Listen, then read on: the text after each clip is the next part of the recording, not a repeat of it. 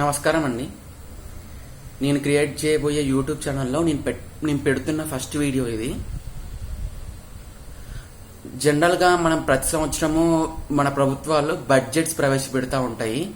కానీ ఆ బడ్జెట్ అంటే అవగాహన లేని వాళ్ళు చాలా చాలా మంది ఉంటారు.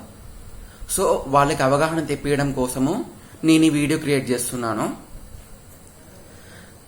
ఇక టాపిక్లోకి వస్తే, ఇంకా కూడా స్టేట్ గవర్నమెంట్కి వచ్చే ఆదాయాలేంటి, వ్యయాలేంటి కూడా నేను ఈ వీడియోలో కొంత అవగాహన కల్పించబోతున్నాను. మళ్ళీ యూనియన్ గవర్నమెంట్ అంటే కేంద్ర ప్రభుత్వానికి వచ్చే ఆదాయాలు వ్యయాలనేది నేను సపరేట్గా దానికి వేరే వీడియో తీసి నేను పెడతాను.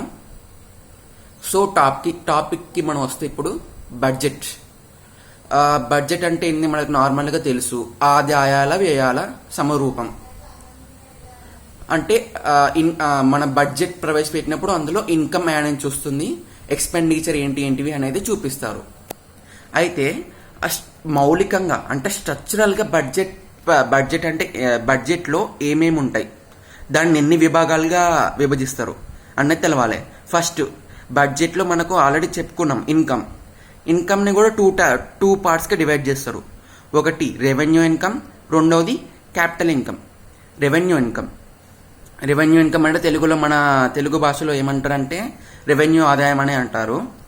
రెవెన్యూ ఇన్కమ్ అంటే ఏంటి అంటే ప్రభుత్వానికి ఉన్న ఆస్తులు ఏవి కోల్పోకుండా, అలాగే ప్రభుత్వం ఎటువంటి అప్పులు చేయకుండా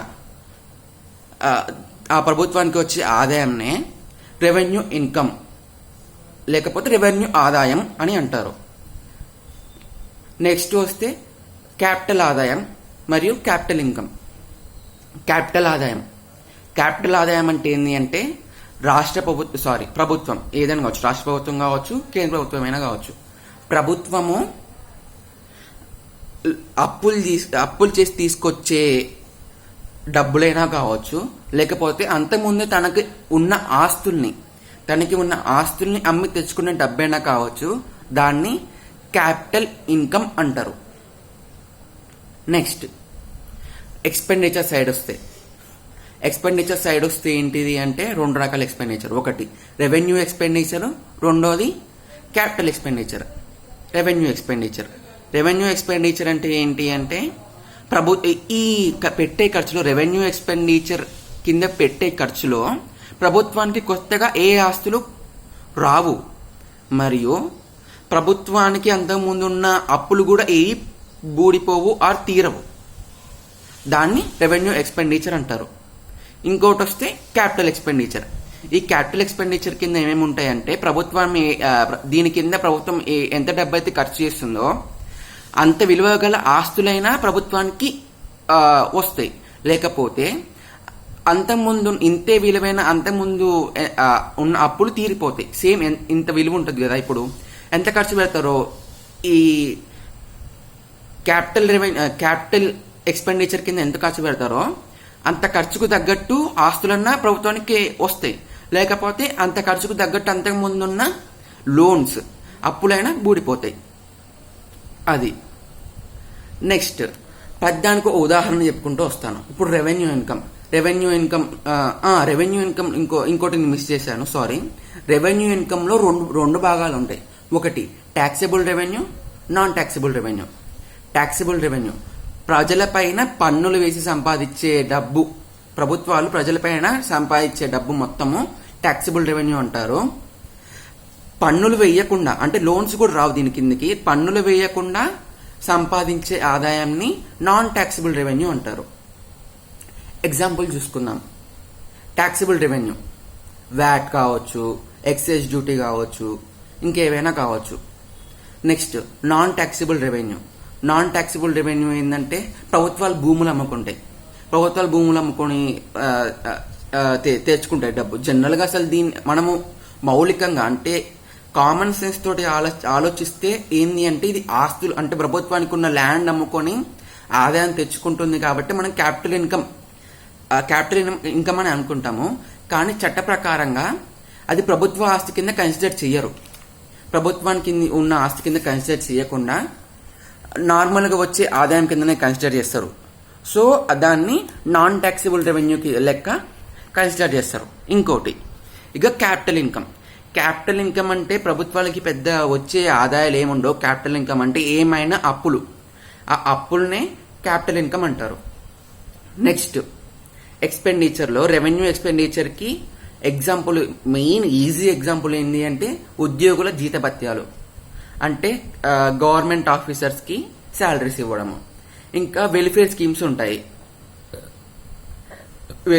ఉంటాయి. నార్మల్గా ముసలోళ్ళకి పెన్షన్స్ ఇస్తుంటారు, అట్లాంటివి. Next capital expenditure.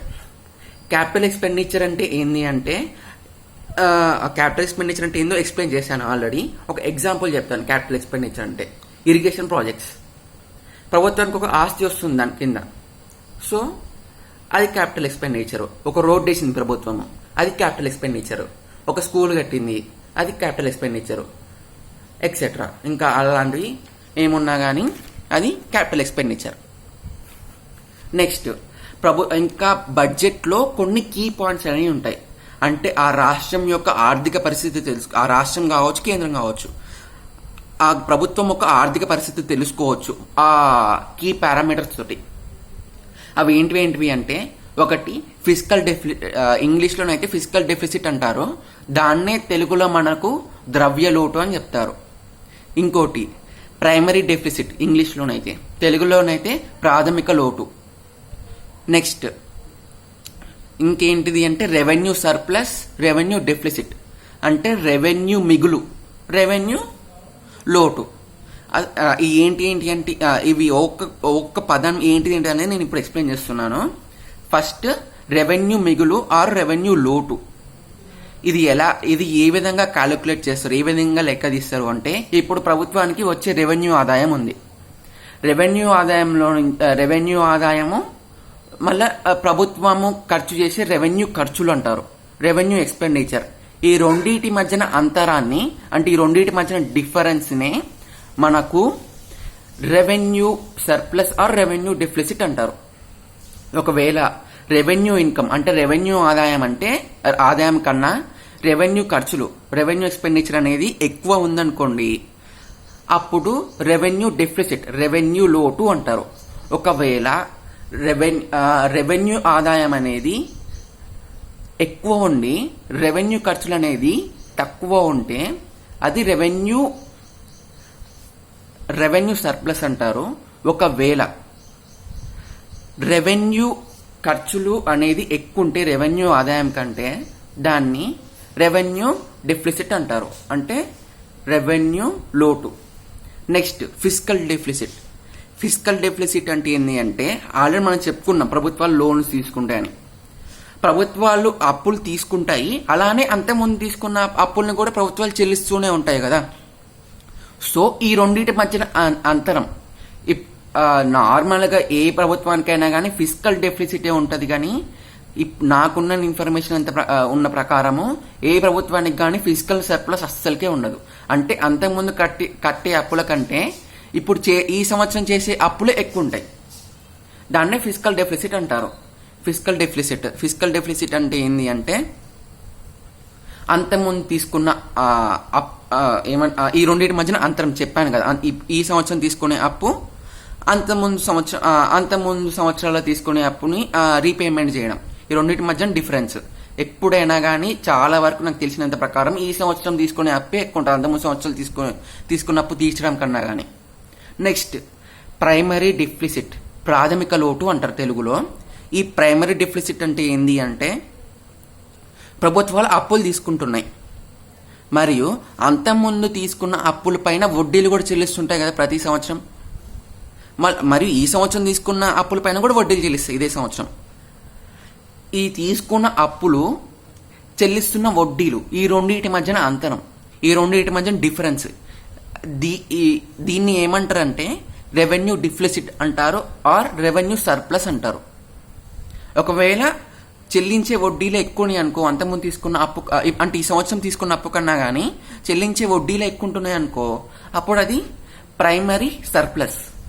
ఒకవేళ చెల్లించే వడ్డీలే కన్నా కానీ అప్పులే ఎక్కువ ఉన్నాయి అనుకో, అది ప్రైమరీ డెఫిసిట్, అంటే ప్రాథమిక లోటు. నెక్స్ట్ ఇక రాష్ట్ర ప్రభుత్వాల ఏదైనా కావచ్చు ఇదే స్ట్రక్చర్ ఉంటుంది, అంటే మౌలికంగా ఇదే విధంగా ఉంటుంది బడ్జెట్. రాష్ట్ర ప్రభుత్వం అయినా కావచ్చు, కేంద్ర ప్రభుత్వం అయినా కావచ్చు. ఇక రాష్ట్ర ప్రభుత్వాలకి వచ్చే ఆదాయ వ్యయాల విషయాలకు వస్తే, రాష్ట్ర ప్రభుత్వం ముందే చెప్పాను రెవెన్యూ ఆదాయం, అందులో taxable revenue, non taxable revenue. రాష్ట్ర ప్రభుత్వాలకి ట్యాక్సిబుల్ రెవెన్యూ ఏమేమి ఉంటాయి అంటే, ఒకటి వ్యాట్, మనకు పెట్రోల్ పైన డీజిల్ పైన వ్యాట్ వేస్తారు. నెక్స్ట్ లిక్కర్ పైన వ్యాట్ వేస్తారు. ఈ రెండు ఆదాయ మార్గాలు. నెక్స్ట్ మూడోది జిఎస్టీ, అంటే మనం వినియోగించే సేవలపైన జిఎస్టీ వేస్తారు, మన ఇంకొన్ని వస్తువులపైన జిఎస్టీ వేస్తారు. ఆ జిఎస్టీ కూడా రాష్ట్ర ప్రభుత్వానికి ట్యాక్సిబుల్ రెవెన్యూ కిందకే వస్తుంది. నెక్స్ట్ కేంద్ర ప్రభుత్వం కూడా పన్నులు వేస్తుంటుంది సపరేట్గా, ఇన్కమ్ ట్యాక్స్ అని, కార్పొరేట్ ట్యాక్స్ అని డిఫరెంట్గా పన్నులు వేస్తుంటుంది. ఆ వేసే పన్నులల్లా ప్రతి సంవత్సరము రాష్ట్రానికి ఇంత కొంచెము ట్రాన్స్ఫర్ చేస్తుంటుంది. ఆ ట్రాన్స్ఫర్ చేసేది కూడా ట్యాక్సిబుల్ రెవెన్యూ కిందనే కన్సిడర్ చేస్తారు. నెక్స్ట్ జిఎస్టీలో కూడా రెండు రకాలు ఉంటాయండి. జిఎస్టీ ఇన్కంలో కూడా స్టేట్ జిఎస్టీ ఉంటుంది, ఎస్జిఎస్టీ అంటారు. నెక్స్ట్ ఐజిఎస్టీ అనేది ఇంకోటి ఉంటుంది. కేంద్ర ప్రభుత్వానికి వెళ్ళేదేమో సిజిఎస్టీ, అది పక్కన పెట్టండి. అది నెక్స్ట్ నేను కేంద్ర ప్రభుత్వం బడ్జెట్ గురించి చెప్పినప్పుడు చెప్తాను. కేంద్ర రాష్ట్ర ప్రభుత్వాలకి రెండింటికి హక్కులు ఉండే జిఎస్టీ అనేది ఇంకోటి ఉంటుంది, అదే ఐజిఎస్టీ. ఐజిఎస్టీలో కేంద్ర ప్రభుత్వానికి కొంత హక్కు ఉంటుంది, రాష్ట్ర ప్రభుత్వాలకు కొంత హక్కు ఉంటుంది. రాష్ట్ర ప్రభుత్వాలకి హక్కు కింద వచ్చే పైసలు అది కూడా ట్యాక్సిబుల్ రెవెన్యూ కిందనే కన్సిడర్ చేస్తాము. నెక్స్ట్ ఇంకోటి ఏంది, నాన్ ట్యాక్స్ రెవెన్యూ. చెప్పాను నాన్ ట్యాక్స్ రెవెన్యూ అంటే ఏంది అంటే, ప్రభుత్వాలు భూములు అమ్ముకుంటాయి, నిరర్ధక ఆస్తులు అమ్ముకుంటాయి, అంటే ఆ ఆస్తులు ఉన్నా లేకపోయినా కానీ పెద్ద లాభం లేదు ప్రభుత్వానికి, అట్లాంటి ఆస్తులు అమ్ముకుంటాయి. లేకపోతే భూములు అమ్ముకుంటాయి. అట్లాంటివన్నీ పన్నేతర ఆదాయాలు, నాన్ ట్యాక్సిబుల్ రెవెన్యూస్ రాష్ట్ర ప్రభుత్వానికి. నెక్స్ట్ ఇంకోటి ఏంది, క్యాపిటల్ ఇన్కమ్. క్యాపిటల్ ఇన్కమ్ అంటే ఆల్రెడీ చెప్పేశాను, కేంద్ర ప్రభుత్వానికైనా కానీ రాష్ట్ర ప్రభుత్వానికైనా కానీ అప్పులే ప్రధాన మార్గం క్యాపిటల్ ఇన్కమ్కి. అంతకుమించి వేరే మార్గాలు చాలా చాలా తక్కువ ఉంటాయి, మ్యాక్సిమం అప్పులే ఉంటాయి క్యాపిటల్ ఇన్కమ్ కింద. నెక్స్ట్ ఖర్చులకు వచ్చేసరికి, ఖర్చుని రెండు విభాగాలుగా డివైడ్ చేస్తారు. రెవెన్యూ ఖర్చులు, క్యాపిటల్ ఖర్చులు. అంటే revenue expenditure, capital expenditure. Revenue expenditure, నేను తెలంగాణ రెసిడెంట్ కాబట్టి, నేను తెలంగాణలో ఉంటున్నా కాబట్టి నేను తెలంగాణ స్కీమ్స్ కొన్ని చెప్తాను రెవెన్యూ ఎక్స్పెండిచర్ కిందకి ఏమేమి వస్తాయో అని. పెన్షన్స్, ఆసరా pensions. Next Rythu Bandhu scheme, రైతు బీమా స్కీము, ప్రభుత్వ ఉద్యోగులకి జీతభత్యాలు, అంటే గవర్నమెంట్ ఆఫీసర్స్కి శాలరీస్ అనమాట. నెక్స్ట్ ఇంకేముంటాయి, ఇప్పుడు గవర్నమెంట్వి కార్యాలయాలన్నీ ఉంటాయి, గవర్నమెంట్ ఇన్స్టిట్యూషన్స్ అన్నీ ఉంటాయి. ఆ గవర్నమెంట్ ఇన్స్టిట్యూషన్స్కి కరెంటు బిల్లు కట్టాల్సింది కూడా గవర్నమెంటే. సో అది కూడా ఒక రెవెన్యూ ఎక్స్పెండిచర్. అట్లాంటి ఇంకా చిన్నవి ఉంటాయి, అది కూడా రెవెన్యూ ఎక్స్పెండిచర్. ఇంకోటి ఏంది, క్యాపిటల్ ఎక్స్పెండిచర్ ఏంది అంటే, ఇప్పుడు నార్మల్గా క్యాపిటల్ ఎక్స్పెండిచర్ ఏమేమి ఉంటాయి, అంతకుముందున్న అప్పులు రీపేమెంట్ చేయడము, లేకపోతే స్కూళ్ళు కట్టేయడము, కాలేజీలు కట్టేయడమైనా కాకపోవచ్చు, రోడ్లు కట్టేయడమైనా కావచ్చు. ఇంకా ప్రభుత్వ ఆస్తులు ఏమైనా కావచ్చు, ఇరిగేషన్ ప్రాజెక్ట్స్, ఎయిర్పోర్ట్ అంటే ఎయిర్పోర్ట్ అనేది కేంద్ర ప్రభుత్వం కిందకి వస్తుంది.